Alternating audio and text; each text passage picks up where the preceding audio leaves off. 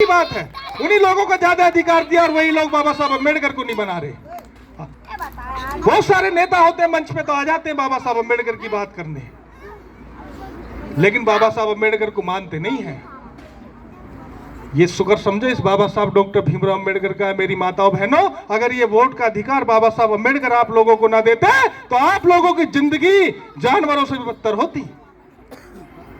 क्योंकि जब बाबा साहब अम्बेडकर थे, उस जिस तालाब में भैंस, गाय, बकरी, कुत्ते, बिल्ली पानी पिया करते थे, उस तालाब में आप लोगों को पानी पीने का भी अधिकार नहीं था।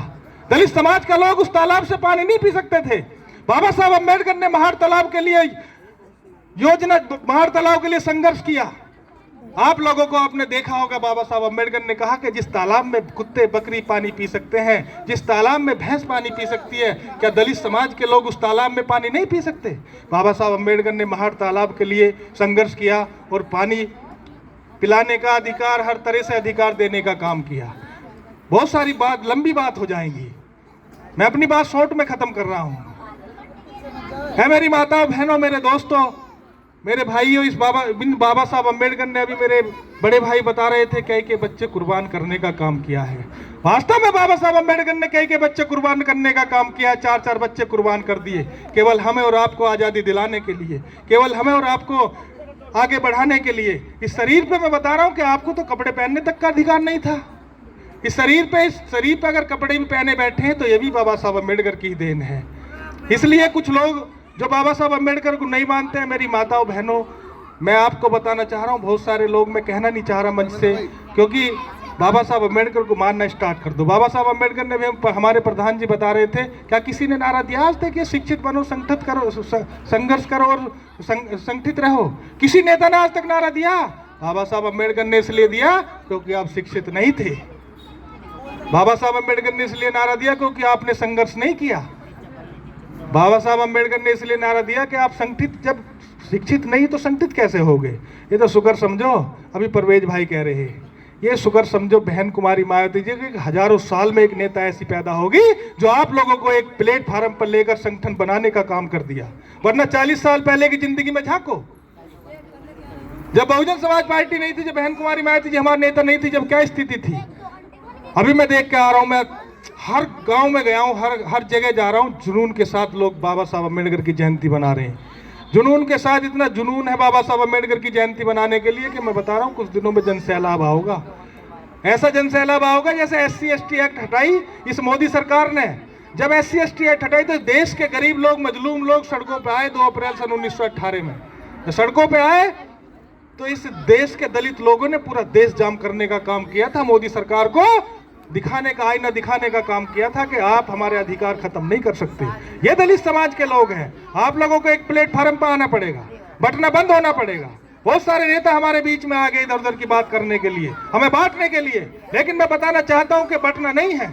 जो हमारा प्लेटफार्म, पुराना राजनीतिक प्लेटफार्म है, उसी प्लेटफार्म पर रहना है। मैं आपके बीच में कैसे होता अगर मुझे टिकट ना मिलता बहुजन समाज पार्टी से? वो भी बहन जी की देन है।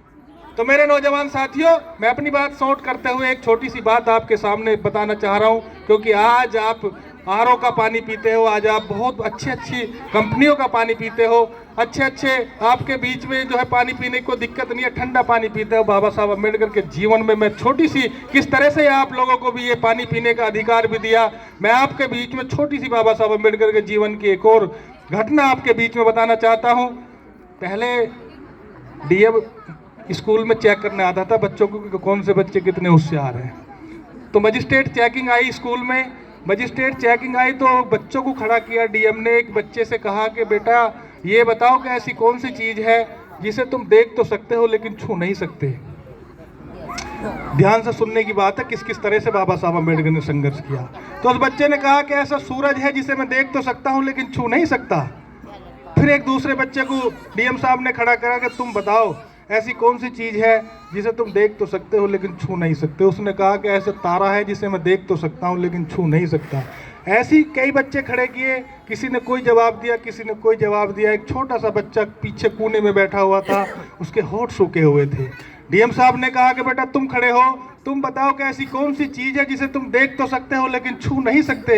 ऐ मेरी माताओं बहनों, छोटा सा बच्चा जिसके होठों पे सूखे हुए थे, फेफड़ी आ रही थी। वो छोटा सा बच्चा बाबा साहब डॉक्टर भीमराव अम्बेडकर था, उसने कहा कि डीएम साहब ऐसा वो सामने रखा पानी का घड़ा है जिसमें पानी तो भरा हुआ है और मेरी उसे पीने का मन कर रहा है, लेकिन मैं उसे देख तो सकता हूं लेकिन छू नहीं सकता, उसमें भरा हुआ पानी पी नहीं सकता। ऐ मेरी माताओं बहनों, ऐसे ऐसे संघर्ष बाबा साहब अम्बेडकर ने आपके लिए किए। आज आप अच्छी अच्छी कंपनियों का पानी पीते हो, ये सब बाबा साहब अम्बेडकर की देन है। अगर बाबा साहब अम्बेडकर न होते तो हमें पढ़ने का भी अधिकार नहीं था। बहुत सारे अधिकार बाबा साहब अम्बेडकर ने दिए। बहुत सारी लंबी बात हो जाएंगी, मैं सभी लोगों से, क्योंकि समय बहुत कम है, अभी मुझे उस घड़ी पे भी जाना। सब लोगों से फिर एक बार आप लोगों का शुक्रिया अदा, धन्यवाद करते हुए सभी साथियों का, क्योंकि लंबा समय हो जाएगा। फिर एक बार 134वें जन्मदिवस की बहुत बहुत शुभकामनाएं, बहुत बहुत बधाई सभी को। और मैं गढ़ी वासियों से निवेदन करूँगा, मेरे दोस्तों, मेरे साथियों, मेरी माताओं बहनों, बाबा साहब अम्बेडकर का जन्मदिन हर्ष और उल्लास के साथ और भी अच्छा बनाओ। क्योंकि जब से मैं यहाँ गढ़ी पे आने लगा हूँ बाबा साहब अम्बेडकर के जन्मदिवस पे, वास्तव में एक मैंने ऐसा देखा कि जो बहुत बड़े बड़े हाई क्वालिटी की कॉलोनी है, वहाँ भी इतना बाबा साहब अम्बेडकर के लिए जुनून नहीं है जितना आप लोगों में जुनून होता है। आज बच्चों का प्रोग्राम नहीं है, लेकिन वरना ऐसे बच्चे इतने, इस गढ़ी के इतने अच्छे अच्छे बच्चे प्रोग्राम करते हैं कि शायद ग्लोबल या मॉडर्न एकेडमी या टीआरएम के स्कूल के बच्चे भी ऐसे प्रोग्राम न करें जैसे आपके इस गढ़ी गांव के बच्चे प्रोग्राम करते हैं। तो निवेदन करते हुए सभी साथियों से फिर एक बार धन्यवाद करते हुए और गढ़ी गांव के वासियों से मैं एक बार निवेदन करूंगा कि बाबा साहब अम्बेडकर की तस्वीर यहाँ लगी हुई है, एक बार सब लोग बैठ लें, बैठ के एक बार विचार विमर्श कर लें, बात कर लें। मैं पिछली बार भी कह के गया था, इसमें जो ये भरा हुआ है भराव भी कराने का काम करें, जो टहल पहल पत्थर है उसमें भी कराने का काम करें। जो हमारे लाख मदद है, धर्मेंद्र भाई, सभी लोग, मूलचंद भाई बैठे हुए हैं, हम अब फिर हर तरह से तैयार हैं, जैसे क्या हो गया हम आपके साथ हैं, इसे बढ़िया कराने का काम करें। सब लोग बैठ के एक बार विचार विमर्श कर लें, जिस तरह से भी कहोगे उस तरह से हम भी आपका सहयोग करेंगे और भी सहयोग करेंगे, लेकिन इसे जो है जिस तरह से भी हो सके बढ़िया अगली साल तक बढ़िया कराने का काम करें और भी जितना भी हो जाए। सभी साथियों का धन्यवाद। जय भीम, जय भारत, खुदा हाफिज।